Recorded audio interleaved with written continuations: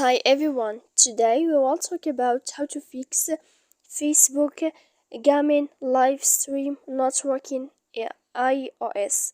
To know how to fix or how to solve Facebook gaming live stream not working iOS, you should just go to settings like this. We will click. After that, in this page, you will go to apps, default apps, app settings. When you will see this list, you will go down to find the application of Facebook and you will enter.